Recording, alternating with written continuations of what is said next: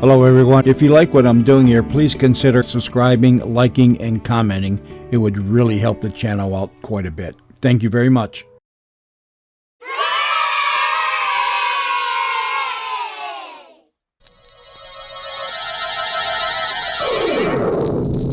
Dark Venture.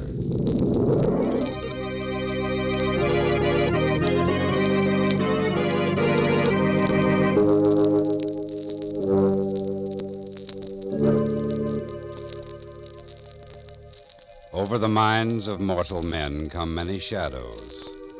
Shadows of greed and hate, jealousy and fear. Darkness is the absence of light. So in the sudden shadows which fog the minds of men and women are to be found the strange impulses which urge them on to their venture in the dark.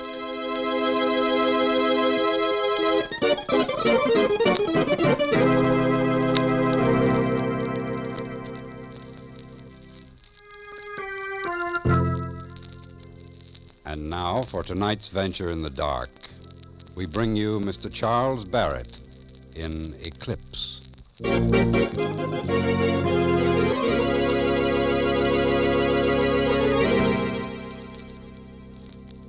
Tell me, Mr. Police Commissioner, how long ago did life begin for you? 40, 45 years ago? Well, life for me began about 24 hours ago.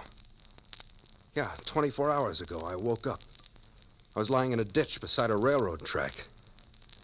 When I first opened my eyes, I saw the sky. It was clear and very blue.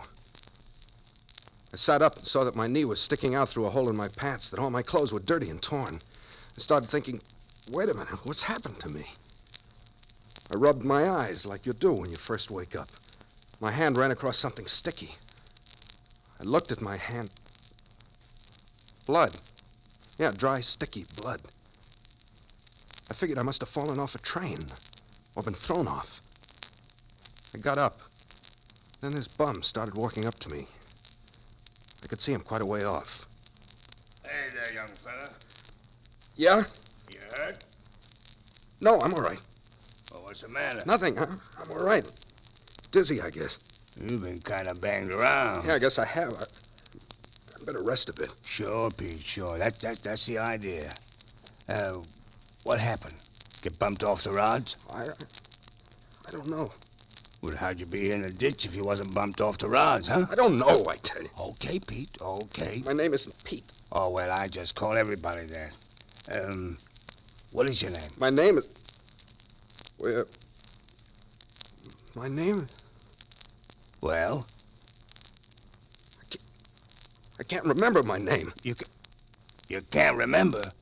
Are you kidding? What are you trying to pull? Don't even know your own name. I tell you, it's true. I don't know. I can't remember. It's not so easy to forget your own name, Pete. Look, don't ride me. Something's happened to me. I don't know just what, but something's wrong.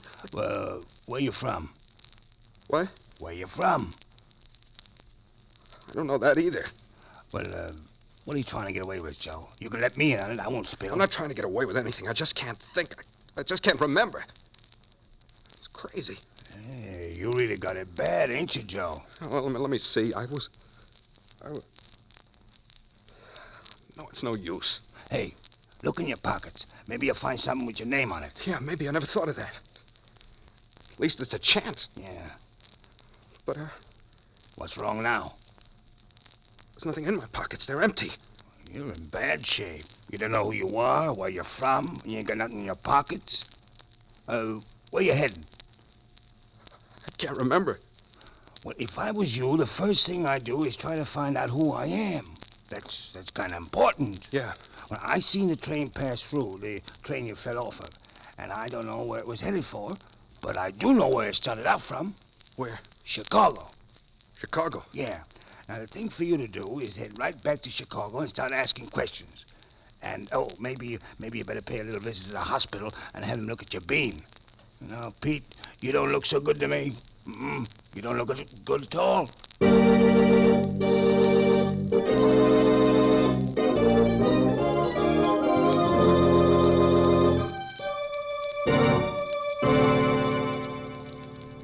Yes, Mr. Commissioner, that's how it started, with loss of memory. amnesia. That was bad enough. But if I'd known how much bigger and more terrible my problems were going to be, I never would have come back to Chicago. Anyway, I hitchhiked in. When I saw how people were looking at my torn clothes, I thought I'd better pay a visit to a tailor. Good afternoon. Come in. Thank you. I'm... Such a beautiful day, I don't feel like working already, but when it's got to be, it's got to be. What can I do for you? Well, my clothes... Such a mess. You had an accident, eh? Yeah, I'm afraid I did. What's the matter with me? Sit down, you look terrible. You could use a little drink, some brandy maybe? No, thanks. I feel okay now. I'd just like to have these clothes sewn up and pressed a little. Could you do it while I wait? Certainly, and with pleasure. Look, go into the back room, throw your clothes through the door. You'll find the wash basin. You can wash that cut on your face. That's very kind of you. There's only one thing. Yes? I'm flat broke. I couldn't pay you for them now. Maybe in a day or so. All right, a day or so, a week or so. Go on, make yourself at home. And while you're washing up, I'll mend the pants. I'll get them in first-class shape. So I went into the tailor's little back room and took off my suit. Then I went over to the washstand and started to wash.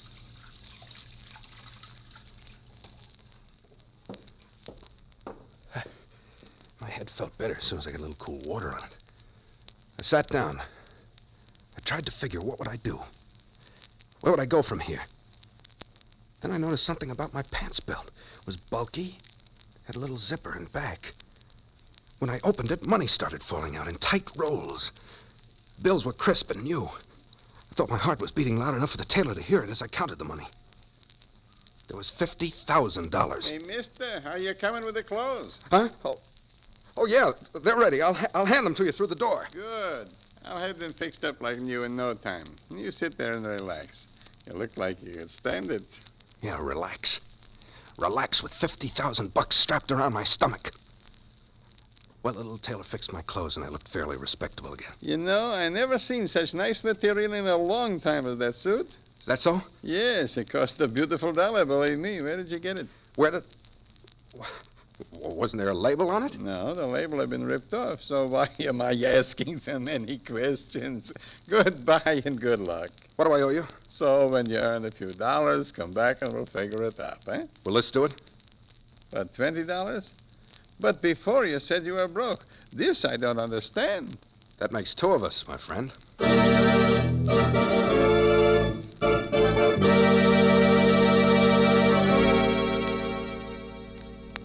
You can imagine how I felt, can't you, Mr. Commissioner? I didn't know what to do, where to turn. I thought of going to the police, but something in my subconscious mind warned me against it. When I looked fairly respectable again, I went out on the street and began walking. I didn't know where I was going or why. $50,000. I tried with every ounce of strength to crash through the wall that separated me from my past. Oh, it was no use. I must have walked for miles. Because suddenly it was dark. I was on a dismal little side street lined with hock shops, hamburger joints, and honky-tonks. And then some punk kid brushed against me. Hey, mister. What? You better fade fast. What? You're being tailed. What do you mean? A guy's been following you for the last hour. Following me? Relax. Don't get so jumpy. Boy, you must really be hot. Now, look into this window. You can see his reflection. The tall, skinny guy in the white suit. I see him. How do you know he's been following me? 'Cause I've been walking a little behind you ever since you turned down 14th Street. And I can tell when a guy's being tailed. Why are you telling me then? 'Cause maybe you'll be a big-hearted guy and slip me a bill for it. And 'cause maybe I don't like cops. Cops? Sure, he's a cop. I can tell him a mile away.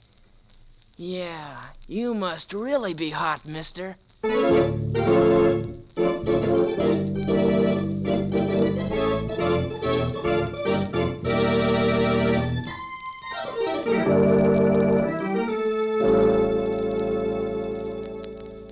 It's easy to say now that I know what I should have done, Mr. Commissioner. I should have gone up to this guy and had a showdown right then and there. But panic is a funny thing. It begins almost before you know it, and there's no cure for it. No cure at all. I began hurrying as fast as I could.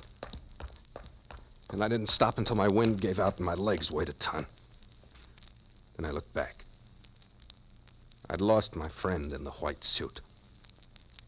But for how long? I had to find a place to sleep that night. I saw this little hotel on a side street.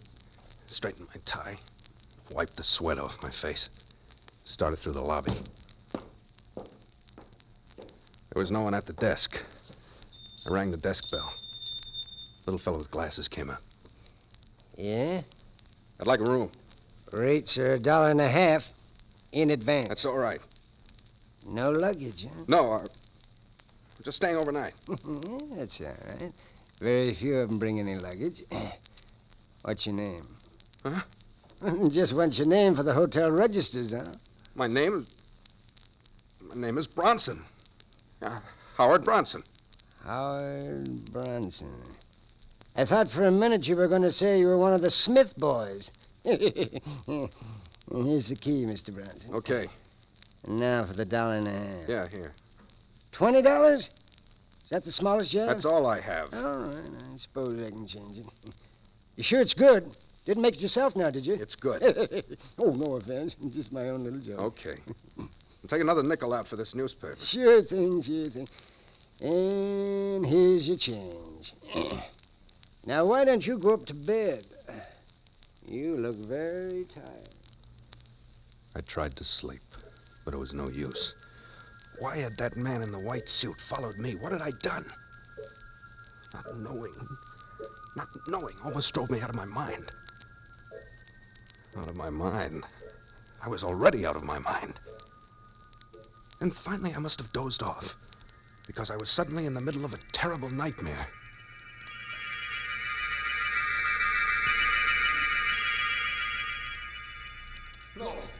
No, I won't give it up. I won't stay there. Leave me alone. Leave me alone.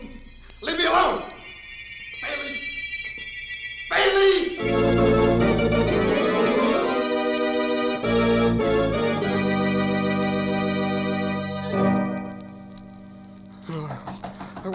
Mr. Bronson? Mr. Bronson? What? Are you all right, Mr. Bronson? Yeah. Yes, I'm all right. Who is it? The room clerk. Would you open the door for a minute? Yeah. Come in. Several of the guests heard you screaming. We wondered. There's nothing, just a nightmare, I guess. I'm all right now, I think.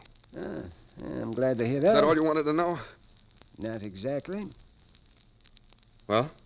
A detective came in a while ago inquiring about somebody. Detective? Yeah, city detective. That is according to the badge you showed me. What did he want? No one named Bronson. Then why are you bothering me for? It wasn't Bronson he asked for, but his description of the man fitted you exactly. How long ago was he here? Oh, about 20 minutes ago. Your name is Bronson, isn't it? Yeah, sure. You know it's technically against the law to register under a name. My name's Bronson. Okay. Just wanted to make sure, that's all. He must have wanted somebody else. Says he's been checking up on all the hotels in this neighborhood. Says he might drop back later. What did he look like? Oh, tall fella, kind of slim, wearing a white summer suit. White summer suit? Yeah. You don't see many of those nowadays, do you? No. Yeah, you sure you're over your nightmare, huh? Yeah, I'm all right now. Okay, then. Good night, Mr. Bronson. Night. Oh, say. Yeah? If that fellow does come back. Detective? Yeah, the detective. If he does come back, let me know. I just want both him and you to make sure I'm not the one he's looking for. Okay, Mr. Bronson. Good night. After that, I didn't want to sleep. I got very jittery. I paced the room. Smoked one cigarette after another. Why had I said that to the clerk? I couldn't be so lily white with that 50 grand strapped to me. Still, maybe it would be better to have it out with the guy once and for all. Finally, I forced myself to sit down. I picked up the paper and started to read. The front page was filled with news of a war I couldn't even recall and names that meant nothing to the shadow that had engulfed my mind. But down in the corner of the front page, what was this? A detective slain on train. Detective slain on train. George Bailey, Chicago detective Bailey, the man in my nightmare, was found dead this morning in a roomette on a westbound train. Police officials report that he was on the trail of one Joe Latterly. who is believed to have killed a detective during an attempted arrest. Police throughout the state are on the lookout for Latterly now. He is known to be carrying $50,000 in stolen currency. $50,000 in stolen currency.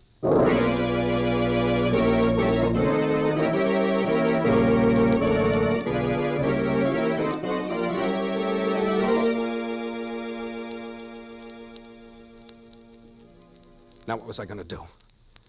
I was not only a thief, I was a killer. But funny thing, somehow I didn't feel like a killer. I didn't feel like a killer at all. Mr. Bronson? Say, that detective came back. He's here with me now. He'd like to talk to you. Detective? Oh, yeah, sure. Be glad to talk to him. Well, wait just a second, though. I'll throw some clothes on. No, thank you. I wasn't having any of this. The only thing I could think about was to get away. I rushed to the window, raised it. A fire escape led right down to a back alley. Open up, Mr. Benson. I slid over the sill and started down the fire escape. As I raced down the steps, I heard excited voices above me. And then they were shooting at me. This was a new sensation, Mr. Commissioner, and not exactly the most pleasant feeling in the world. Well, that convinced me. I was a killer. A killer at bay.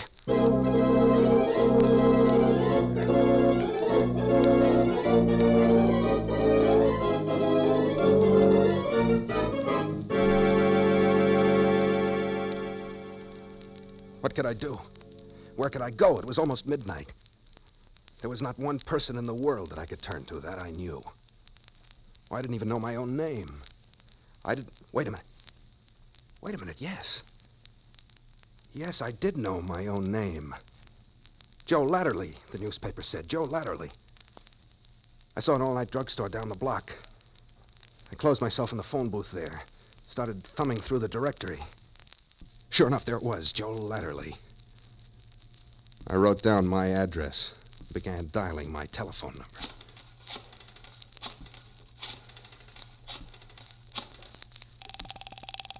And while the number rang, I felt a cold sweat come rolling down my face and neck, soak into my collar.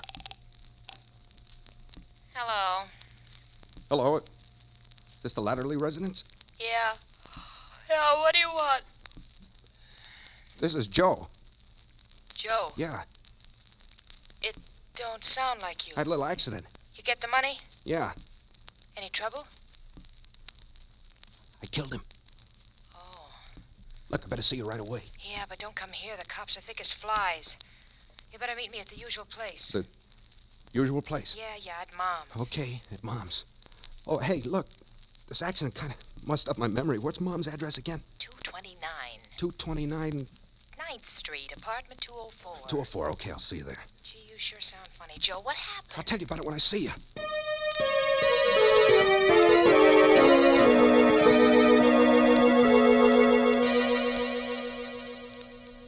So I had a wife, and she was in on everything.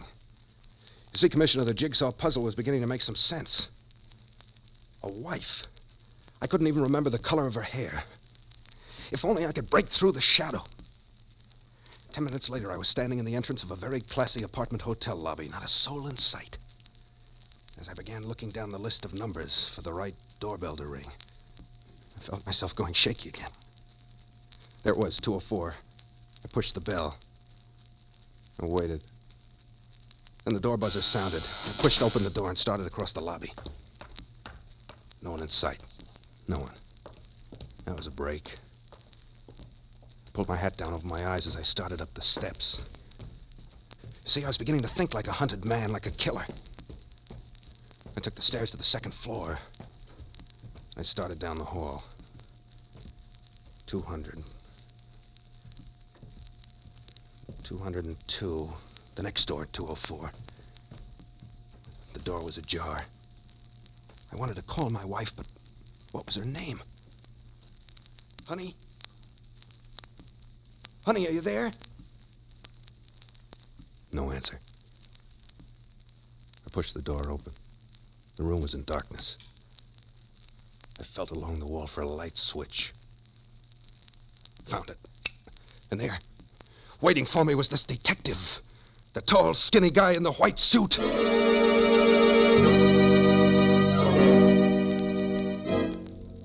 I let my nerves take over. I jumped from the room, slammed the door shut, and started running again.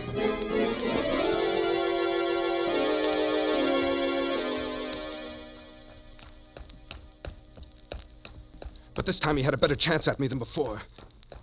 As I hurried through the empty streets, I could hear him coming right behind me. I ducked down alleys and across backyards. He was right on my tail. I couldn't run much further. I was all pooped out. Then I bumped smack into somebody. Hey, watch where you're going. I didn't see you, officer. Well, I'm not exactly an officer. I'm a night watchman. But who are you running from? Why, nobody. Nobody at all. I looked up and down the dark street. The detective was nowhere in sight. Well, I don't know. You weren't exactly strolling along. Come over here to the street light. Let me take a look at you. Well, you must know I got in a little jam with a lady. So that's it. The way you run, I bet you're a hard man to catch. Yeah. Well, get on with you and be more careful next time. You may not always get a head start. I guess that's right. Good night to you. Oh. Yeah? I live on the other side of town. What's the quickest way to get home? There's an elevated train station 2 blocks from here. That's your best bet. Okay. You better hurry, though. The last train pulls in at 1 o'clock, and it's pretty close to that right now. I'll hurry. Night. I began walking again. Once I got away from this neighborhood, I'd have a chance. Chance for what? I wasn't sure. But a man with $50,000 could do a lot of maneuvering. I saw the lights of the elevated station ahead. In the quiet night, I heard the rumble of the approaching train, the last train. I started jogging. I couldn't miss that train. Hey, wait up, you! Took a quick glance over my shoulder. It was him again. My friend in the white suit. I raced up the steps 3 at a time. When I got to the top, he was at the bottom. Stop, or I'll kill you! I'd never heard a deadlier sound than that voice. The last train was just pulling in. The detective was coming up the stairs, kind of slow. For some reason, I didn't have time to figure out.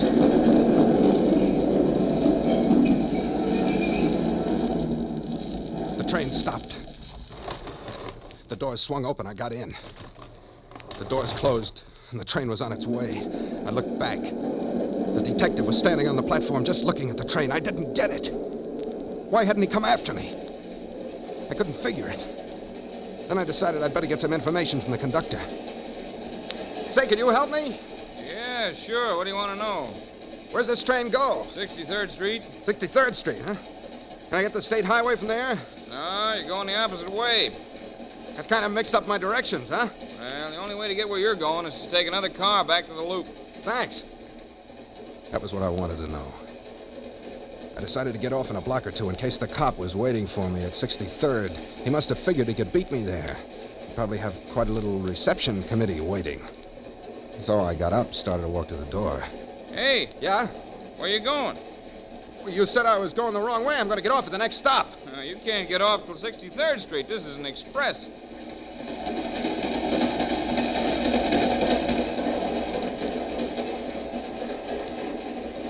I was just about ready to crack. I knew it'd be curtains for me as soon as I got off the train. I kept hoping for a miracle. Maybe the train would crack up or stop one station too soon or... Oh, no. Oh, it was no use. Finally, the conductor called the station. 63rd Street, 63rd. And the half-dozen sleepy passengers started getting up and heading for the doors. Then I got an idea. Maybe I could stay in the car. Maybe I could wait.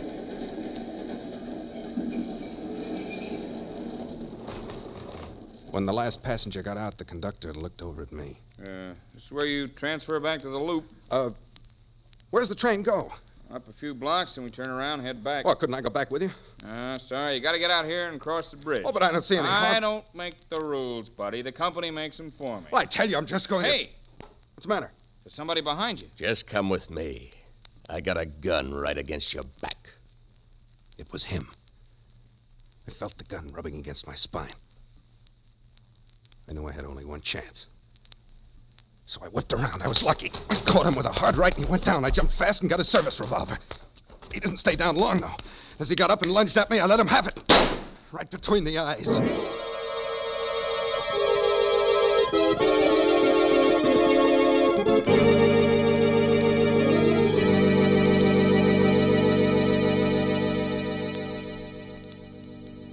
So there's my story, Mr. Police Commissioner. I'm Joe Latterly. I killed 2 cops. One today and one last week. I stole $50,000. I'm tired of the whole thing. I'm glad it's over. It's quite a story, mister. I don't suppose you remember how or why Detective Bailey was killed last week on that train out of Chicago? No. Well, we've reconstructed the crime pretty well, we think. It began a week ago when a fellow named Steve Roycroft came to headquarters with a complaint against one of his employees whom he suspected of embezzling $50,000. And that employee was... Joe Latterly. I see. Latterly had disappeared, and Detective Murphy was assigned to the case. Later that day, he found Latterly taking the morning train out of Chicago. He called Roycroft and told him about it. Both Roycroft and Murphy made the train on Latterly's trail. They confronted him and got back the $50,000. Who got the money back? The man it rightfully belonged to, Steve Roycroft. Well, where did I... Just a minute. Roycroft got his money back, but Latterly made another try. He overpowered Murphy and killed him. He would have killed Roycroft, too, but Roycroft jumped for his life from the speeding train. Wait a minute. You got it wrong. I jumped from the train, remember? Exactly. But you just said... You're not Joe Latterly, my friend. You are Steve Roycroft. When you got your money and jumped from the train, you lost your memory. Then, when you read that we were looking for the killer, Latterly, you naturally assumed that you were him. Of course, we thought Latterly still had the money. Good heavens. What's the matter now?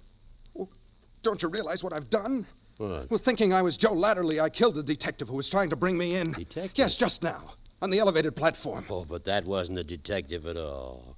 Well, then who... He was Joe Latterly trying to get back his money. Or should I say, your money. Joe Latterly. That's right. And there won't be any charges. You killed him in self-defense. Yes, it was Joe Latterly all the time. That's why you met him in that apartment. It was his hideout. I know this has been a great shock to you, Mr. Roycroft. Shock, yeah? You're not well. You need rest. I've sent for an ambulance to take you to the hospital. A psychiatrist there will be able to help you recover the balance of your memory. I hope so. I hope they can make me forget what I thought I was. How do you mean? I've lived the life of Joe Latterly too well. It's done something to me. I'd begun to think like he must have thought. Like a hunted killer. It's not going to be easy to return to the commonplace, routine existence of this Steve Roycroft after what I've been through. No, I hope I won't become too bored, Mr. Commissioner.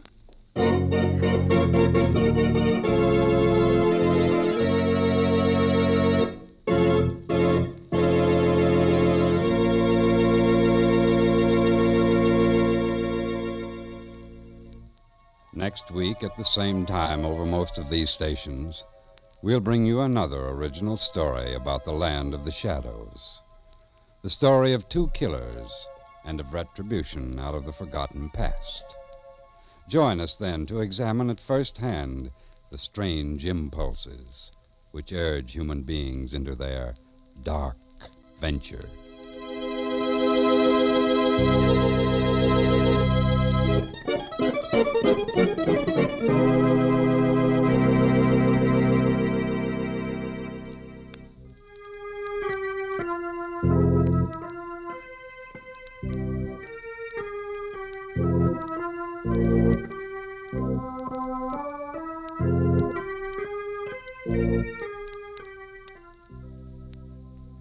Eclipse was written by Larry Marcus and Robert Light and featured Charles Barrett as Steve Roycroft. Original music by Dean Fossler. This is ABC, the American Broadcasting Company.